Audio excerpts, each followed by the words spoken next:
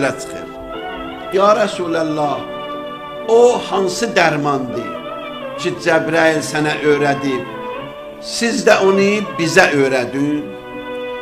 Deyir, Həzrət buyurdu, xitab elədi, buyurdu, əgər Neysan ayında, Neysan ayının yağışın yığasan bir qaba, qədim qoyardılar həyətə, damlara, qablar qoyardılar ki, Neysan ayı birbaşa yığışsın, tökülsün o qabın içinə, birbaşa.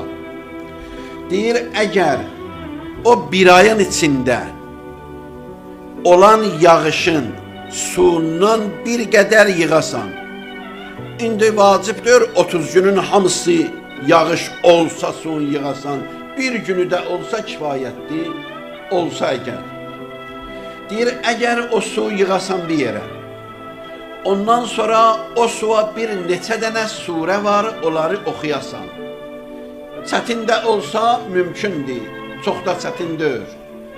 Onu da mən deyirəm, indi yadınızda qalsa, istəsöz Neysan hələ qalır da, qabaqdadır, gəlir. Fatihə surəsi, Ayətəl Kürsi 2, Kafirun surəsi 3, Ə'la surəsi, Səbbih ismə Rabbikəl Ə'la 4, Fələq surəsi 5, Nas 6, Təvhid 7, Qədr surəsi, İnna ənzəlnahu fi leylətil qədr, bu da neçə oldu? 8 dənə.